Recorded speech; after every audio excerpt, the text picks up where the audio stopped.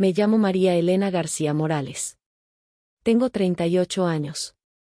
Vivo en la Ciudad de México, en un departamento pequeño cerca del Mercado de la Merced, donde el ruido nunca se apaga y las esquinas huelen a frijoles refritos, gasolina caliente y una mezcla perpetua de incienso que viene de las iglesias del barrio. Soy trabajadora social en un centro comunitario, paso mis días escuchando historias rotas, rellenando formularios, sosteniendo manos temblorosas. Mi vida ahora parece ordenada por fuera: trabajo estable, una bicicleta vieja, una almohada que guarda mis noches de insomnio. Por dentro llevo grietas que a veces se filtran y me despiertan a las 3 de la madrugada, culpas, preguntas sin respuesta, memorias que huelen a humedad y a café frío. Estoy aquí porque mi madre, Isabel, murió hace una semana. Volví al pueblo donde crecí después de 18 años de no mirar hacia atrás. Antes de que siga, si te interesan historias crudas que pican y dejan marca, por favor considera suscribirte. Compartir esto no es fácil para mí, pero tal vez alguien necesite oírlo. Salí de la estación de autobuses cuando el sol apenas quería rendirse. El pueblo, no más que una mancha de casas de colores deslavados alrededor de una iglesia que domina la plaza como un viejo vigilante, me recibió con su ritmo conocido: gallos que seguían creyendo que el alba era suya, niños que pateaban una lata, el vendedor de tortillas que gritaba precios con la misma cadencia de siempre. El aire olía a comida y a humedad, un olor que mi cuerpo reconocía a la primera bocanada y que me hizo arder los ojos. Caminé despacio, como quien regresa a una casa ajena, con una bolsa con un par de cosas y una verdad que se mantenía dura en mi garganta. Desde la carretera pude ver la iglesia, su fachada amarillenta, las rejas con herrumbre y el escudo de una parroquia que había sido el epicentro de casi todo en mi infancia. Allí aprendí a decir el Padre Nuestro, a esconderme en bancas cuando quería llorar, y a medir el silencio de mi madre a través de las caras que ponía cuando entrábamos. La iglesia y el pueblo estaban enlazados por una memoria colectiva que no siempre era amable. Aquel edificio guardaba más de un secreto, y yo había sido, sin querer, una de las manos que lo removió. La muerte de mi madre no fue inesperada. Isabel había vivido con una energía disminuida los últimos 5 años, la culpa la había encorvado y una diabetes mal llevada la fue apagando. Las visitas que le hice en los últimos meses estaban impregnadas de conversaciones cortantes, palabras que no se atrevían a posarse en el aire. Ella había sido esa mujer silenciosa que normalizaba lo terrible por miedo a romper el hilo que aún la conectaba con el pueblo. Ahora, tras su funeral, las miradas se acumulaban sobre mí como una lluvia espesa. Había venido por Isabel, para darle un adiós, para ordenar un poco de lo que quedó, pero también sabía que mi regreso traería consecuencias, viejas cuentas que alguien olvida pagar. Al llegar a la casa familiar, la puerta de madera chirrió con una familiaridad dolorosa. El habitáculo olía a su ropa y a algún perfume que ya no se producía. Me sorprendió cuánto había de mi madre en ese olor, y cuánto faltaba. Mi padre, Rafael, me recibió con aquella mezcla de distancia y costumbre que tenía desde siempre: manos ásperas, sonrisa corta, ojos que evitaban encontrar los míos. Mi hermano mayor, Diego, estaba ahí también, con la mandíbula tensada, como si cada hora fuera una porción de sufrimiento en su pecho. Entre los vecinos, la gente me miraba y luego apartaba la mirada, como si no supieran cómo mirar a alguien que había puesto en evidencia lo que todos preferían enterrar. No fue fácil caminar por la plaza hasta la iglesia la mañana del funeral. Me dolían las piernas, me dolía la memoria. Las bancas de madera crujían bajo el peso de la congregación, el calor en el interior era húmedo, cargado por la presencia de demasiadas sombras humanas. Recuerdo que me senté en la penúltima banca, porque siempre elegí esa posición cuando quería estar cerca de la salida, una costumbre adquirida en la adolescencia para no quedarme demasiado tiempo en un lugar que oliera a interrogatorio. Las manos me sudaban dentro de los guantes que había traído para el frío, una reliquia de una vida más fría, y sentía la presión de las miradas que jugaban a localizar cualquier señal de arrepentimiento en mi rostro. Padre Arturo, el cura que oficiaba, era un hombre de voz profunda y gestos amplios. No iba a ser él el protagonista de la historia que les cuento, y sin embargo su figura se volvería un escenario donde todo lo que había intentado enterrar decidió aparecer. Cuando comenzó la misa, sus palabras fueron las palabras de siempre: consuelo oficial, frases aprendidas. Pero a media homilía, el tono cambió. Empezó a hablar de verdad, de culpa, de aquello que el pueblo debía enfrentar. Y su voz dejó de ser algo que recitaba para volverse un martillo. Mientras sus frases se clavaban una por una en la madera de la iglesia, mi respiración se hacía más corta. Las palabras traían sombras del pasado: el momento en que supliqué por algo que no era perdonable, el día en que grabé una confesión que no debía mencionar, las noches que pasé temiendo las represalias. Desde fuera me parecía que mi vida era un mosaico hecho con pedazos de vidrio, bonito desde lejos pero cortante de cerca. Yo había intentado, no sin dolor, dar nombre a una injusticia que tocó a mi familia la primera vez que un secreto fue preferido al consuelo. La comunidad estaba dividida desde que el caso salió a la luz años atrás. Había quienes me llamaron faro y quienes me llamaron traidora. Mi propia madre me miró con reproche durante los meses previos a su muerte, su silencio fue a menudo un juicio más duro que cualquier palabra. Había noches en que soñaba que abría la boca y mi lengua era una piedra seca. Había noches en las que pensaba que si había hablado, lo había hecho por amor, amor a un hermano que ya no podía defenderse con palabras, amor a la idea de un mundo menos oscuro. Pero decir la verdad no borra su costo, a veces, al decir la verdad, se rompen los hilos que nos sostienen. En la banca, sentí como alguien dejaba una mano en mi hombro. Era Ana, mi vecina de infancia, quien ahora sostenía una vela como si quisiera prenderla a mi corazón. Sus ojos no eran de reproche, eran de cansancio. María, murmuró, no te preocupes. Sus palabras fueron un bálsamo. Hicimos lo que las personas hacen en los funerales, sonreímos a medias, fingimos calma. Pero esa calma se había ido como una cortina que alguien arrancó de cuajo. Si esto te está resonando hasta ahora, un like nos ayuda mucho a llegar a más personas que quizás estén pasando por lo mismo. A mí, escribir esto y contarlo en voz alta me obliga a seguir respirando. Afuera, después de la misa, el pueblo se partió en dos mitades, un grupo habló conmigo en voz baja, agradeciendo lo que hice, otro grupo me miró con la dureza de quien siente que la paz que conoció se le rompió. Mi padre cruzó los brazos y no dijo nada. ¿Qué palabra habría podido acomodar tantos años de silencio? ¿Qué abrazo habría bastado para sellar a aquellos que ya no encuentran un camino común? En la noche, volví al cuarto de mi madre para guardar algunas cosas que necesitaba llevarme a la ciudad, fotografías, cartas, la llave de la casa que ya no sería mía. Entre papeles amarillentos encontré una libreta con apuntes de mi madre.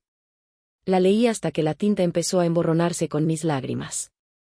Allí, entre frases torpes y desesperadas, vi que ella había hablado conmigo muchas veces sin sostener una conversación, sus notas eran pequeños homenajes a lo que no se atrevió a decir en voz alta. Una de las entradas decía, María Elena tiene el valor que yo no tuve. Esa frase me atravesó. Comprendí que, por más que mi madre me hubiera reprochado por haber traído la verdad, también había registrado, en privado, una especie de orgullo. Era un orgullo que venía con miedo. Dormí poco. Mi cuerpo reclamó la ciudad como si fuera un exilio temporal, los ruidos, las luces, las historias paralelas me recordaron que ahora mi vida estaba partida en dos. El día siguiente sería el día en el que algunas cosas que parecían enraizadas empezarían a moverse.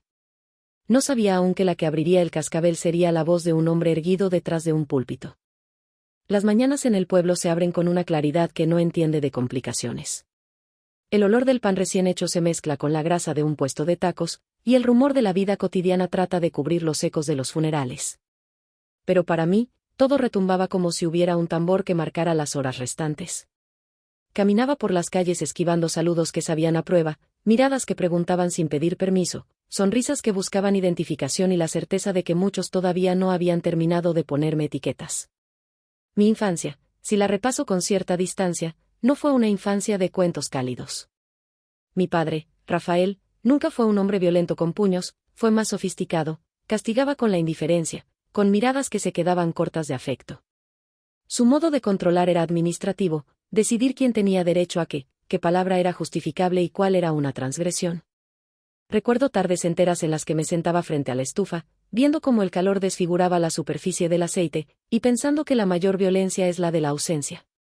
Mi madre, en cambio, era un paisaje de miedos hermosamente disimulado.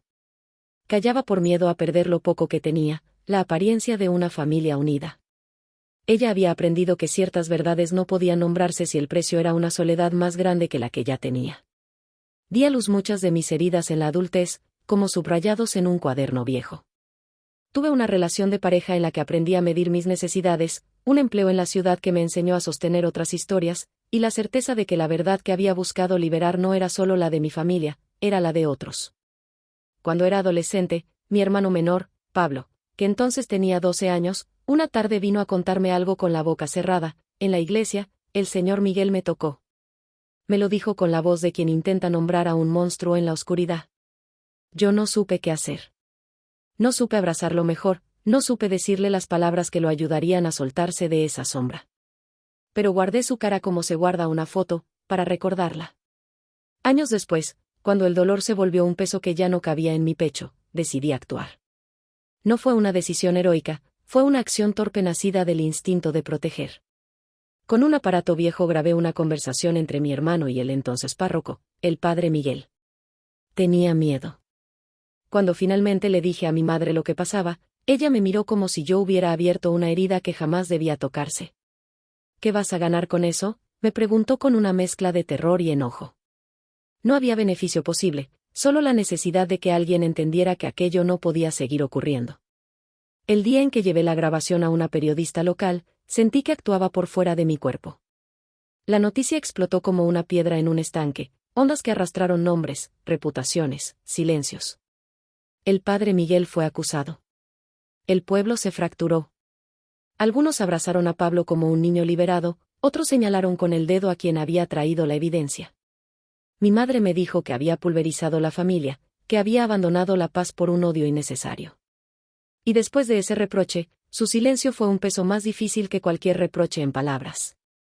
Esa decisión de entonces, que pretendía ser un acto de defensa, tenía consecuencias que no había anticipado. Mi familia dejó de preguntarme por las pequeñas cosas, mis primas me miraban como a una mujer peligrosa, mi padre empezó a llamarme la que no respeta, en fiestas familiares.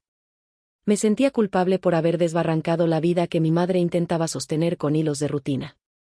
Había noches en que, en la ciudad, me despertaba con la sensación de que mi pecho se abría en dos. ¿Había sido valiente? ¿Había sido traidora? La respuesta siempre venía en la forma de un silencio que se metía en mi boca. Hay traumas que ocupan lugares físicos en el cuerpo, el nudo en la garganta que no te deja tragar, la tensión perpetua en la nuca, los muñecas que tiemblan cuando alguien menciona la iglesia. Aprendí a dormir con la ventana entreabierta, como si el aire pudiera llevarse el peso. Me hice fuerte en el trabajo, en la ciudad, allí mi nombre no estaba vinculado a una sola historia, allí podía ser María Elena la trabajadora social, la que ayuda a otras a poner palabras. Pero cada regreso al pueblo era una especie de examen. ¿Cómo habías dejado a los tuyos? ¿Qué habías hecho con la información que dio vuelta al pueblo? Las heridas no solo marcaron mi relación con la familia, también hicieron estragos en mis vínculos más cercanos. Tuve una pareja, Luis, a quien amé de forma irregular. Le conté la historia una tarde de lluvia y me dijo, con la paciencia de quien no mide el daño ajeno, que entendía por qué lo hice. Pero el día en que el pueblo se volcó en juicios, los comentarios llegaron a su familia. Los padres de Luis empezaron a decir cosas, como si fuera contagioso asociarse conmigo. Fue así que, sin ruido, la relación se fue afinando hasta volverse notas discordantes. Cuando terminó, fui yo quien quedó con la sensación de haber pagado un impuesto que no me correspondía. A veces me pregunto si la verdad que liberé realmente curó algo. Curó a Pablo de la culpa de silenciar, quizá, dejó al padre Miguel delante de la justicia, que no siempre es plena pero es necesaria. Pero la verdad también dejó huellas. Mi madre, castigada por la vergüenza, enfermó. Mi padre construyó contra mí una muralla de reproches. Mis relaciones se erosionaron.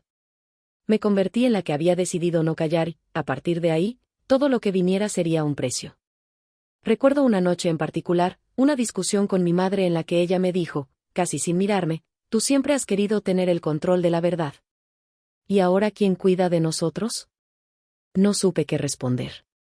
La palabra, control, me golpeó. Quizá era verdad que mi impulso por nombrar lo que me daba miedo era también una manera de apoderarme de un pasado que me había sentido ajeno. Pero la pregunta de quién cuidaba de ellos me dejó una herida que no cerró. No soy una heroína ni una mártir, soy alguien que tuvo que enfrentarse a un pasado que no eligió y que, al nombrarlo, provocó una reconfiguración brutal en los lazos familiares. En las tardes posteriores al entierro, la casa se llenó de conversaciones cortas, de cuchicheos, de miradas largas. Toda la vida del pueblo parecía reducirse a una pregunta no formulada, ¿fue justo lo que ella hizo? Mi hermano Diego, antaño confidente, ahora parecía tan lejos. Había días en que su rostro me pedía respuestas que yo no podía darle. Algunas personas me traían recuerdos de la infancia y me los devolvían con un gesto de nostalgia, otras simplemente me veían como la causa de sus pérdidas. Yo aprendí a recibirlo todo con la calma que me permitía la respiración. Una tarde, camino a la iglesia para dejar flores, pasé por el antiguo taller de carpintería donde trabajó mi abuelo.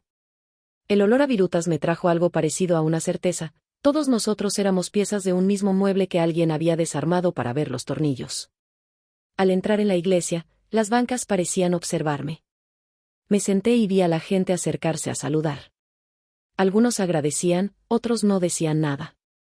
Había quienes se limitaban a mantener una distancia prudente. Yo sentía en mis manos la textura del papel de las cartas que mi madre me dejó, palabras que me conmovían y complicaban a partes iguales. No tardaría mucho en suceder algo que nadie esperaba: una palabra, un gesto, una salida de tono dentro de la propia iglesia que haría que la comunidad volviera a detenerse en mí. Era como si los ríos subterráneos de la verdad no hubieran terminado su curso y ahora, por un impulso, alguien hubiera decidido abrir la compuerta.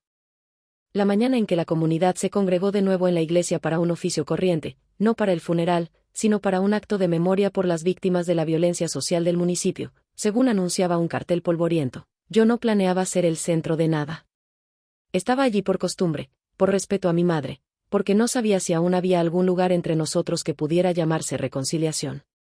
La iglesia estaba llena hasta el segundo tramo de bancas, las ventanas dejaban entrar una luz que recordaba al polvo. Había niños, ancianos, mujeres con mantilla y hombres con las manos en los bolsillos. Sentí el aire vibrar de expectativa, una tensión tranquila que sabía a preludio.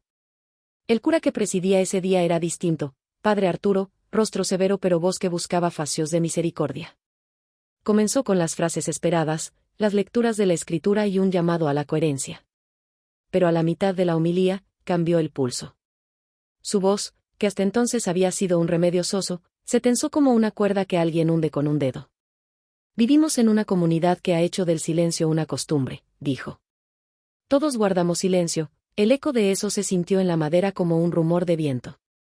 Después, y aún no sé por qué la mecha se encendió, el sacerdote dejó de hablar en generalidades y comenzó a pronunciar palabras que estaban tejidas con nombres y hechos. La verdad no es un castigo, dijo con firmeza, la verdad es una obligación para con los que sufren. Me pareció que hablaba de mí pero sin nombrarme. Mi pecho se apretó. Sentí que los ojos de la gente me buscaban y luego esquivaban, como si mi presencia fuera una roca difícil de sortear. Lo que nadie esperaba, sin embargo, fue lo que vino a continuación. Padre Arturo dio un paso hacia el centro del altar y con una voz que de pronto se volvió más alta, como si la iglesia misma sostuviera su palabra, gritó: la verdad está aquí. Fue una frase corta, rotunda, y un silencio absoluto se aposentó como una losa. Y entonces, con un gesto que pareció seguir el hilo de la vida, señaló hacia el fondo de las bancas, hacia mí. Y todos se volvieron hacia mí, pensé, porque así fue. En ese instante, el mundo se me hizo hueco. Sentí esa mirada multiplicada, el peso de un juicio que se posaba en mi espalda y la posibilidad de que, por un momento, todos los lugares donde había guardado mis decisiones quedaran al descubierto. Había un ruido en mi cabeza, el latido de mis sienes, la respiración contenida, el eco lejano de una voz que decía: ¿por qué hiciste eso, María?, como si desde hace años hubiese habido un coro interno que reclamaba razones. La gente se volvió. Some faces were familiar, others were strangers. Los ojos se clavaron en mí con expresiones que oscilaban entre la acusación y la búsqueda de consuelo, señoras que habían callado por miedo, hombres que se cruzaban de brazos y jóvenes que miraban con curiosidad amarga. El gesto del sacerdote no fue casual, era un desafío. No lo hizo para humillar, no del todo. Lo hizo para que yo hablara. Habla, parecía decir el espacio, di lo que fuiste capaz de decir. Mi hermano Diego, sentado a mi lado, fue el primero en reaccionar con un movimiento seco. Sus manos se cerraron en puños, su mirada se fijó en mí con la intensidad de quien espera la caída de un juicio. Su respiración se volvió un compás. El padre Arturo me miró con una mezcla rara de compasión y rigor. Los niños, que en general no entienden la gravedad, titilaron con esa curiosidad de quien percibe el cambio de un clima. María, dijo, con voz que ya no cumplía el papel de oficiante y se transformaba en un alguien que exige una confesión: si la verdad está aquí, debes decirla. Si hay heridas que curar, hoy es el día para que la comunidad las escuche. Todo parecía alineado para una exhibición pública de lo que había pasado. ¿Era eso lo que quería la gente? ¿Qué expectación buscaban el cura y los demás? No lo supe. Solo supe que la punta de mis dedos se heló y que la lengua quedó ungida por un peso que impedía articular. Mi cerebro trabajó a velocidad y decidió, sin mi aprobación consciente, que si alguien iba a hablar, esa sería yo, pero no para exponer historias sordas, sino para dar una versión que no reavivara odios. Me levanté con la sensación de que, al hacerlo, el suelo de la iglesia se transformaba en una tarima peligrosa. Cada paso era una decisión. Cuando hablé, mi voz al principio no fue más que un hilo. Vine porque mi madre era, comencé, y la frase se rompió. Reuní la respiración y dije lo que debía decir, que había venido por Isabel, que ella se había ido, que había pasado mucho tiempo desde que me fui. Narré, con cuidado de no transformar la verdad en una venganza, lo que había ocurrido con la denuncia contra el padre Miguel, como un niño me dijo lo que había pasado, cómo lo grabé por miedo a que se negara el recuerdo, cómo llevé la grabación a quien debía investigarla. Evité tecnicismos, hablé de rostros y de noches en vela, de decisiones que no dejaron márgenes. Hablé de mi hermano Pablo y de lo que había sufrido. Hablé de mi madre y del silencio que eligió. No fue una confesión al uso, fue una rendición. Cuando mencioné el nombre del padre Miguel, vi a varios retroceder. Había quien me miró con gratitud por fin y quien, con los ojos húmedos, me miró como si yo hubiera sido la que destrozó su imagen de comunidad. Mi voz se fue haciendo más firme, el silencio me permitió nombrar con claridad. Lo hice porque no podía permitir que las manos de un hombre siguieran quitándole la paz a un niño, dije. Lo hice porque no quería cargar yo sola la culpa de no haberlo dicho. Las palabras, al salir, me liberaron en una medida nueva y abrían una herida que, sin embargo, necesitaba ser purgada. Hubo murmullos. Algunos se acercaron a tocarme el hombro, otros cruzaron distancias como si mi presencia fuera un incendio. Diego no habló. Mi padre, a un costado, parecía haberse hecho de piedra. La sorpresa quizá mayor fue ver a mi tía Marta, una mujer que siempre había llevado pañuelo en la cabeza, levantarse y mirar al cura. Ella, sin teatralidades, se acercó y tomó mi mano. Gracias, dijo, con una voz que tembló. Su gesto fue como una grieta que abría un nuevo flujo entre nosotros, no todo estaba condenado a romperse. Fue una de las primeras señales de que el grito del sacerdote no buscaba sepultar, buscaba limpiar. Pero no todo fue alivio. Al terminar mi intervención, una señora mayor saltó con la bronca acumulada, y mi marido, dijo, ¿y la paz del pueblo? ¿Quién nos devuelve nuestros domingos?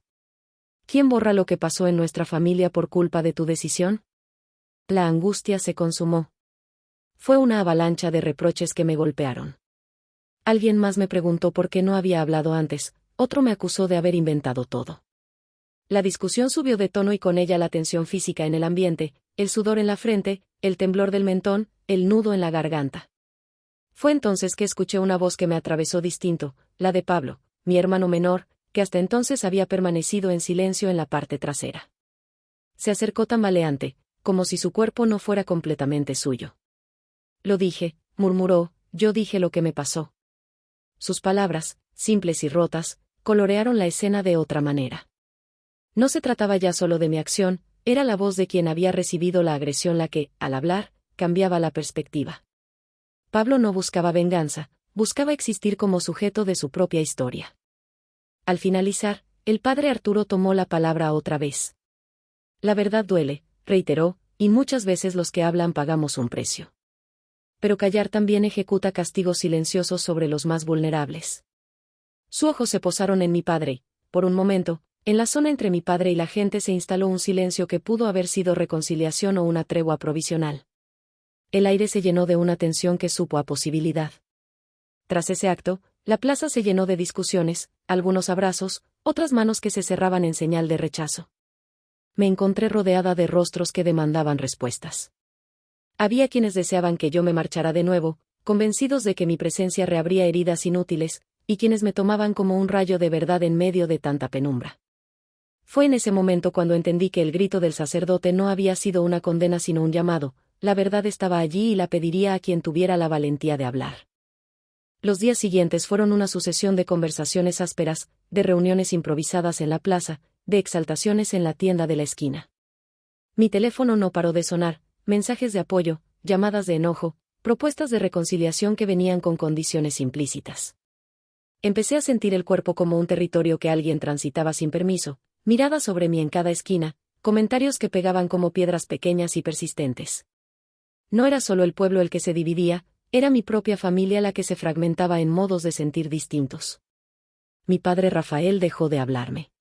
No hubo gritos, sino una distancia que se volvió más dolorosa por su calma. Planteó su desaprobación como una ventana cerrada, como una medida de protección de la que no me consideraba parte. En una tarde en la que por fin tuvimos que sentarnos a hablar en la cocina de la casa, mi voz se quebró con honestidad: papá, no lo hice por ruido. Lo hice porque tenía miedo de que nadie me creyera que Pablo, que nos pasaba eso. Él me miró sin mover los labios al principio.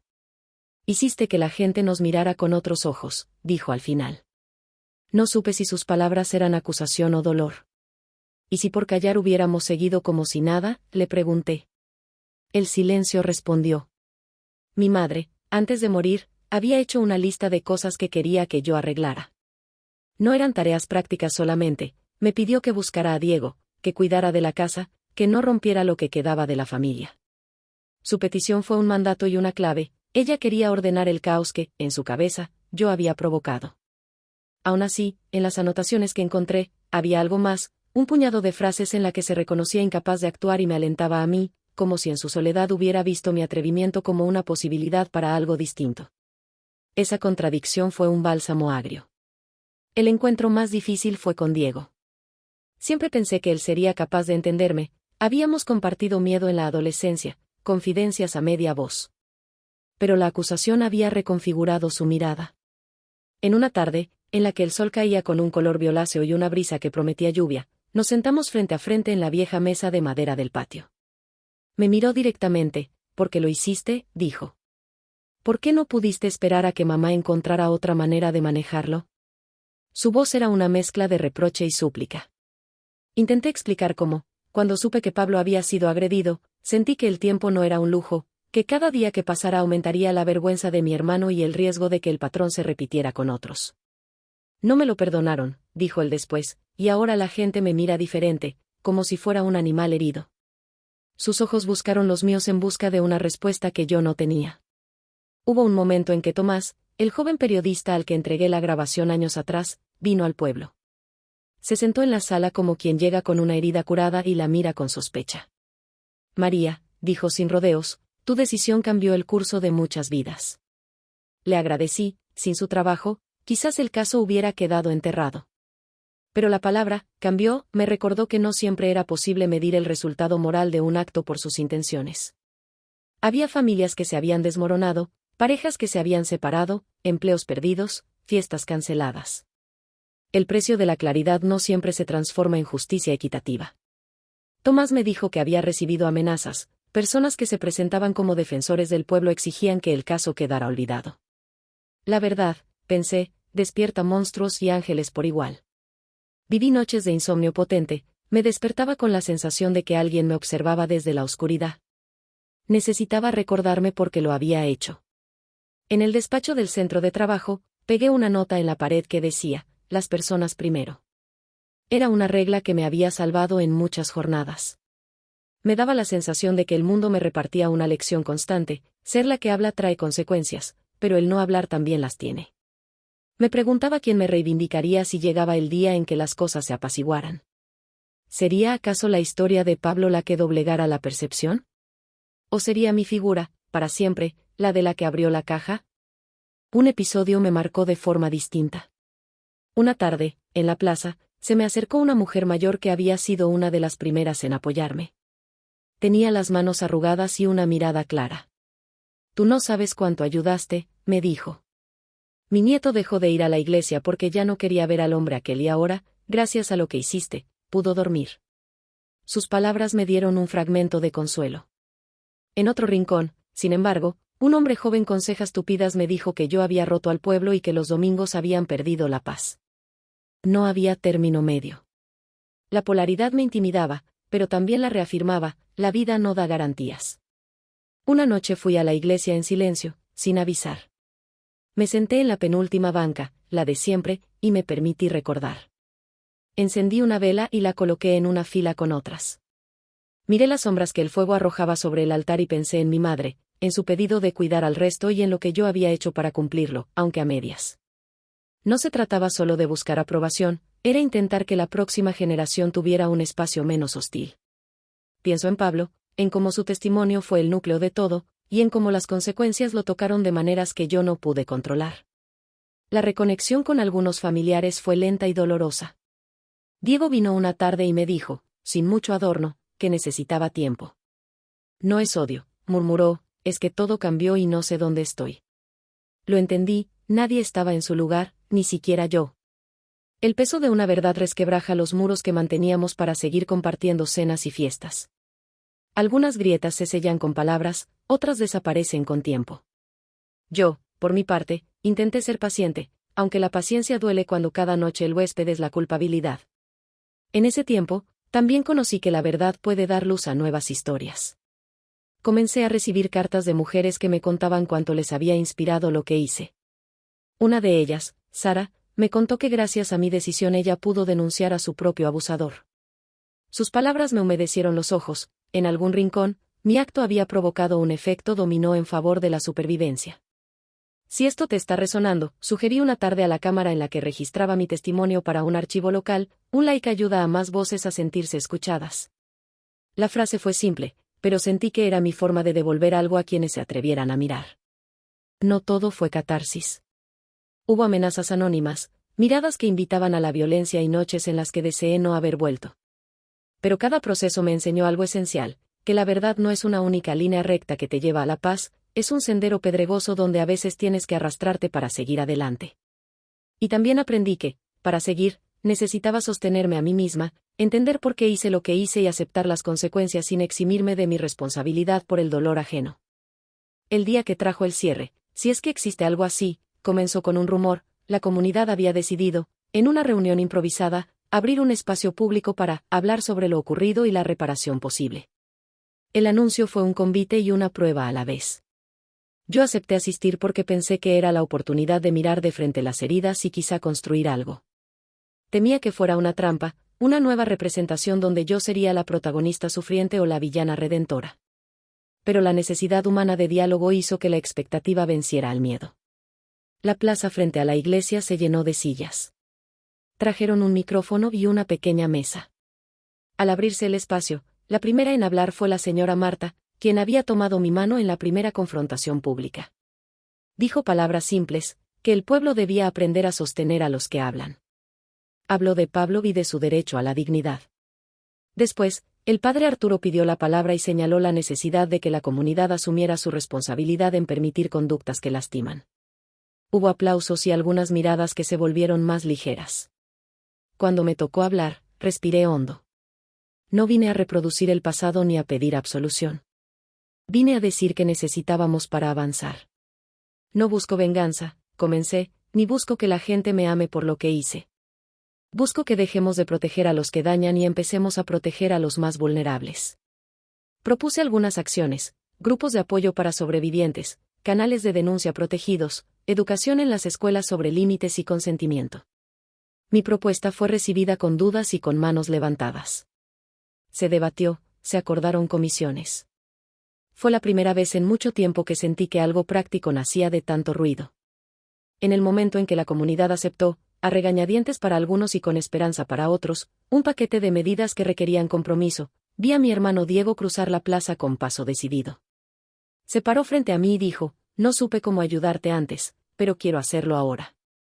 Fue una frase simple, pero me hizo entender que el tiempo, aunque lento, te da la posibilidad de recomponer lazos.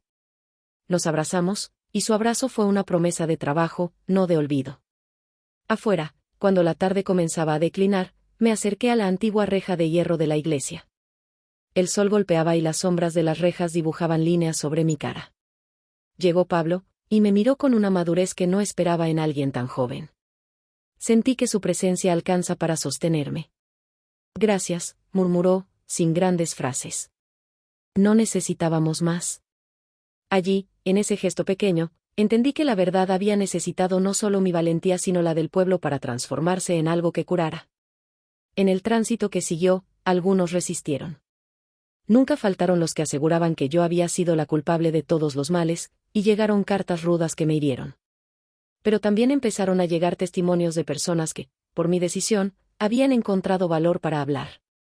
Me llamaron madres que ahora miraban a sus hijos con más preguntas. Me escribieron jóvenes que pedían ayuda. Fui testigo de cómo la palabra verdad se hizo, poco a poco, más útil que peligrosa. Hubo una conversación con mi padre que merece un capítulo aparte por su simple brutalidad. Una tarde, en que la casa estaba en silencio, me preguntó por qué lo había alejado de su lugar en la familia. No te reconozco, dijo. Yo no tenía un guión para esos momentos, pero sí una honestidad que descubrí dolorosa y necesaria. Yo no quería que te alejaras, dije, yo quería que no nos hiciéramos daño. No hubo absoluciones rápidas. Hubo silencio, lágrimas y la aceptación de que ciertos puentes necesitan tiempo y trabajo para reconstruirse. No todo quedó solucionado, pero se abrió una rendija por donde podría pasar algo de luz. Hoy, cuando regreso a la Ciudad de México, lo hago con las manos llenas de historias y la sensación de haber cumplido una deuda, no con la justicia perfecta, que nunca existe, sino con la obligación humana de no callar cuando alguien sufre. No fue un acto de heroísmo simplista, fue la suma de decisiones torpes, de errores y de aciertos que tejen una vida en la que procuras que otros no pasen por lo mismo. Aprendí que la verdad sostiene y lastima a la vez, que al decirla uno asume un precio y una responsabilidad. Si algo quisiera dejar como lección es esto: la verdad no es un arma que se usa para destruir a los que nos rodean, es una lámpara que, si se enciende con humildad, puede iluminar caminos. Decir la verdad no basta, hay que construir puentes después, asegurar salvaguardas para quienes han sido golpeados, acompañar en la reparación. No todos querrán escucharte, algunos te odiarán por ello. Pero habrá otros que te agradezcan en silencio y te acompañarán a curar lo que quedó abierto. A veces, en la madrugada, cuando la ciudad duerme y la nostalgia me visita como un animal blando, vuelvo a pensar en la mañana en que el sacerdote gritó, «La verdad está aquí», y señaló hacia mí. Ese gesto fue una convocatoria, me pidió que hablara, que asumiera las consecuencias, que no me escondiera. Desde entonces he vivido con la certeza de que la vida exige valentía para enfrentar la historia propia y también humildad para reconocer sus efectos. La comunidad aprendió, a su manera imperfecta, a no idealizar los silencios.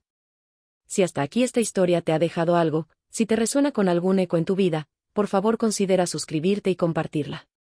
No porque busque consuelo en números, sino porque sé que hay manos que se necesitan. Si has pasado por algo similar, deja tus palabras en los comentarios, las leo todas y, aunque no pueda responder a cada una, sé que cada historia que se comparte construye un poco más de verdad y menos soledad.